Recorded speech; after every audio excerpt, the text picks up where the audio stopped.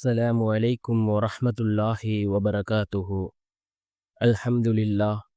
الحمد لله الذي نحمده ونستعينه ونستغفره ونؤمن به ونتوكل عليه أما بعد.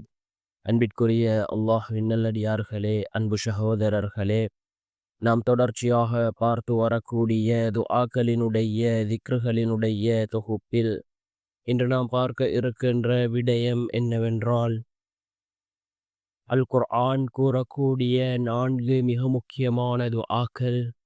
அந்த துஆக்களை நாம் ஓதுவதன் மூலமாக அல்லாஹ் ஜல்ல சுபஹானஹு வ தஆலா நம்முடைய வாழ்க்கையில் எந்த மாற்றங்களை அல்லாஹ் ஏற்படுத்தி தருகின்றான் என்ற விடயங்களையும் இந்த 4 துஆக்களையும் அதனுடைய சிறப்புகளையும் பற்றி நாம் இன்றைய வீடியோவில் பார்க்கலாம்.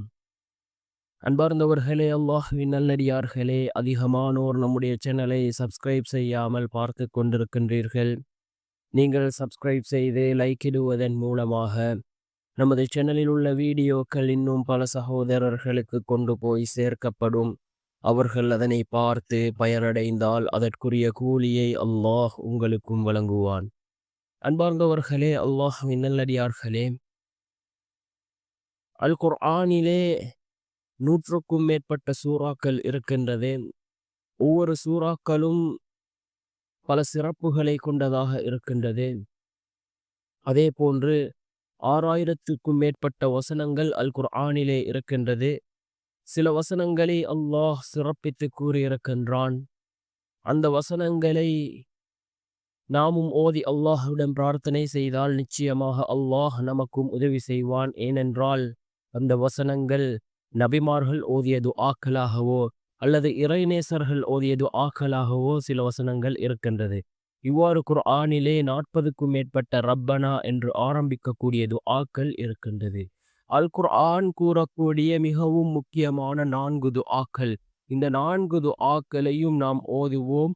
நிச்சயமாக அல்லாஹ் ஜல்ல சுப்ஹானஹு வ தஆலா இந்த துஆக்களின் மூலமாக நம்முடைய 4 விதமான பிரச்சினைகளை அல்லாஹ் நீக்குகின்றான். முதலாவது துஆ கவலை. நம்முடைய வாழ்க்கையில் கவலை இருக்கின்றதா? இந்த துஆவை ஓதுங்கள். நபி யூனுஸ் அலைஹிஸ்ஸலாம் அவர்கள் ஓதிய துஆ.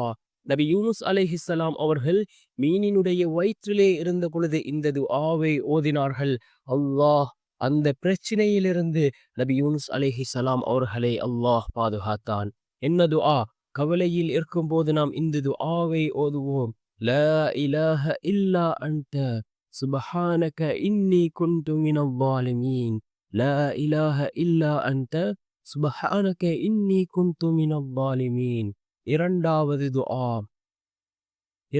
துஆ, நாம் நோய்வாய்ப்பட்டிருக்கின்றோமா அல்லது நோய்களால் நாம் பாதிக்கப்பட்டிருக்கின்றோமா? இந்த துஆவை அதிகமாக ஓதுங்கள். ரப்பி இன்னி மஸ்ஸனியல் துர்ரு வ அன்த அர்ஹமுர் ராஹிமீன். ரப்பி இன்னி மஸ்ஸனியல் துர்ரு வ அன்த அர்ஹமுர் ராஹிமீன் என்று வரக்கூடிய இந்த துஆ, இதனை அதிகமாக ஓதுங்கள். அல்லாஹ் நோய்கள் அனைத்தையும் அல்லாஹ் சுகப்படுத்தி தருவான். அதே போன்று 3வது துஆ, குர்ஆன் கூறக்கூடிய 3வது மிக முக்கியமான துஆ.